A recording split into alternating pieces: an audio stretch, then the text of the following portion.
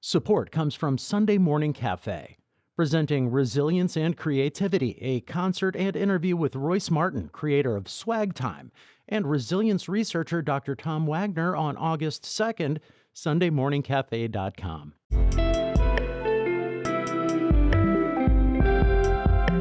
From the St. Louis Public Radio Newsroom, this is The Gateway. It's Monday, July 20th. I'm Abby Larico. A water fountain for dogs is becoming a big hit for the furry residents of one St. Louis neighborhood. Do you like the bubbler? Hey. Yeah. I think that's a yes.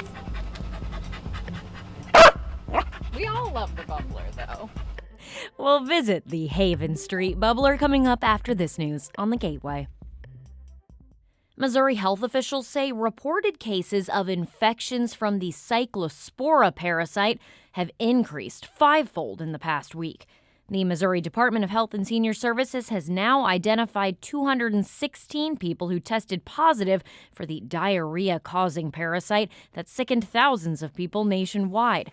Again, that's 5 times as many as the last report a week ago.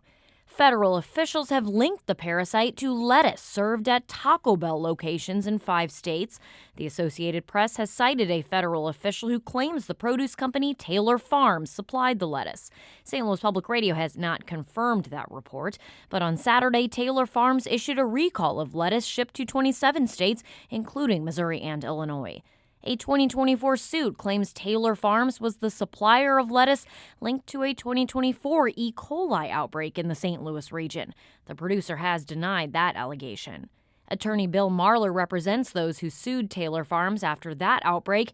He says it's rare for federal officials to not name the source of an issue like this. They say it's one processor who processed iceberg lettuce from Mexico, but they don't name the processor. That's pretty unusual. Taylor Farms has not responded to a request for comment. In the meantime, keep giving your veggies, your greens, your berries a little extra rinse. It's been a year since 31-year-old Samuel Hayes Jr. died in custody at the St. Louis City Justice Center.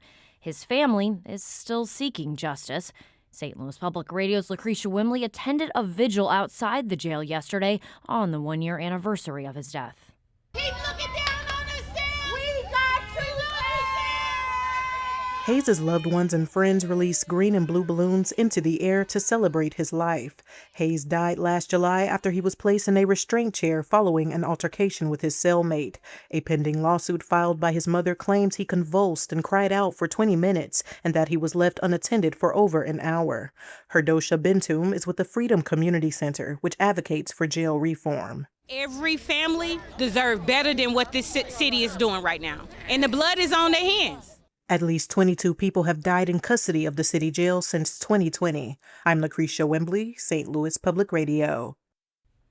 Now to our coverage of the August primary and its candidates. A local businessman wants to be the next Jefferson County executive. STLPR's Jason Rosenbaum has more on John Stockton's plan to keep the suburban county growing. Stockton is a Festus resident who has operated a commercial real estate company. He says that he wants to work with members of Congress who represent Jefferson County to bring back critical funds for transportation projects. Stockton says he's not against building data centers in Jefferson County, but understands why people oppose them being built in places like Festus. If we're not going to build them, another country is going to build them. It's going to move to a different area. So I'm excited to at least talk through it, but I think that community input it's got to be there. Stockton is running against fellow Republican Tim Whitney in the August 4th primary. I'm Jason Rosenbaum, St. Louis Public Radio. One of 2 Democrats looking to be the next St. Louis County assessor says better customer service could reduce a backlog of tax cases at the state level. STLPR's Rachel Lippman has more from Doug Clemens' appearance on Politically Speaking. The assessor sets property values, which help determine how much people pay in property taxes. Owners who disagree with that value can appeal to the Missouri State Tax Commission. As of July 10th, there were more than 21,000 cases awaiting an initial decision from Commission staff. The vast majority of those cases are from St. Louis County. Clemens says the entire tax appeals ecosystem needs to be looked at, but he says many appeals could be avoided by a face-to-face conversation.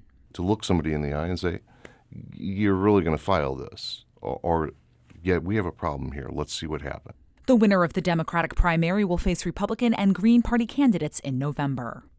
I'm Rachel Lippman, St. Louis Public Radio. You can check out more of those conversations on Politically Speaking at stlpr.org or wherever you get podcasts like this one. Music fans packed Grand Center this weekend for the 6th annual Maddie Music Festival. St. Louis Public Radio's Chad Davis was there. Big Frida, Killer Mike, Wyclef Jean, and John Baptiste were among the national acts at the festival, which ended yesterday. This year, the festival, also known as Music at the Intersection, moved its main stages inside Grand Center venues, including the Fabulous Fox. The 4-day event brought out new festival goers, including Asia Jamison. She says it was a great way to support local artists and businesses. It's the unity for me. I love to see everyone come together down in St. Louis, honestly, with no bad energy. Everybody is positive vibe. St. Louis artists also performed, including Ida Ade, Black Spade, and Keon Harold. I'm Chad Davis, St. Louis Public Radio.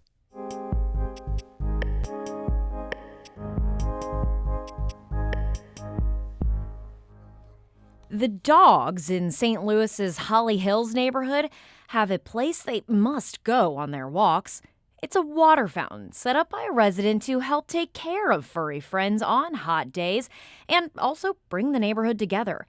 But the reach goes even farther thanks to a camera that puts the good boys and girls online. St. Louis Public Radio's Marissanne Lewis-Thompson brings us to the hottest spot on Haven Street.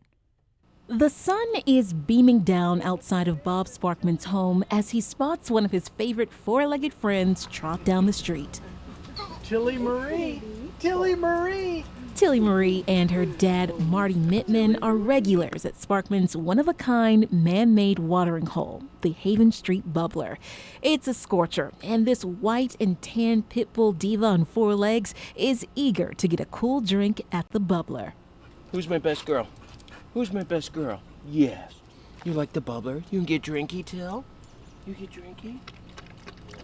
Cute moments like this are captured on the Haven Street Bubbler Ring camera. Well, first of all, it's nice to know that my neighbors care about our pets as much as they do.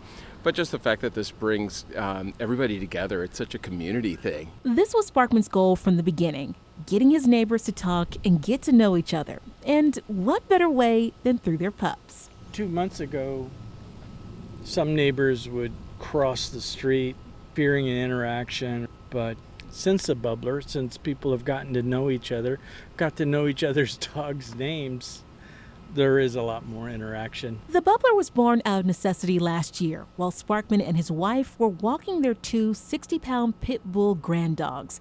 Juggling two dogs and water bottles in the peak summer heat was not ideal. I thought, you know what we need? We need a water fountain for dogs. We need a place for dogs to hydrate and helps the owners, helps the dogs. So he set out to build one in front of his house. He used leftover bricks from an old landscaping project, laid down some tile pieces, secured a water spigot and a stainless steel automatic pet water dispenser. Then he mounted a Ring camera and a QR code to the Bubbler's Facebook page on the inner wall. And those Ring camera videos have been a hit online. They'll perform knowing the camera is there. That's always fun and well received by members of the group. And dogs like Maple, a 6-year-old mini Australian Shepherd, are meant for the camera. The marvelous Maple will jump sky high, spin, sit, and speak for her online fandom. Two Good thumbs girl. up. Two paws up. Do you like the bubbler? Hey. Yeah. I think that's a yes. We all love the bubbler, though. That's Maple's mom, Katie Tegethoff. And while she might not herd livestock, Maple will herd her favorite human to the Bubbler for some treats. They don't forget at all because now this is the spot on the walk that we have to go to every single time. Tegenhoff says she loves getting to share her mischievous Maple with the world. I have met so many people that I would have never maybe met otherwise. So something so, simple and funny has brought this sense of community to the street and even beyond to the whole neighborhood. Sparkman unofficially adopted roughly 200 dogs in his neighborhood thanks to the bubbler. But his heart remains loyal to the one who started it all. Sparkman lost his beloved and irreplaceable dog Bondo 12 years ago. The bubbler and the treat box and his namesake are a way to keep a piece of him and the special bond they shared around. The bubbler and the treat box is really a tribute to him. Such a sweet boy. He was a sweet boy. Sparkman says he's hopeful that his bubbler will inspire other neighborhoods to find unique ways to build meaningful connections in their own communities. From the Holly Hills neighborhood, that's Maple. And I'm Marissanne Lewis-Thompson, St. Louis Public Radio. Our Jonathan All edited that piece. Check out stlpr.org for photos and videos of dogs at the Haven Street Bubbler.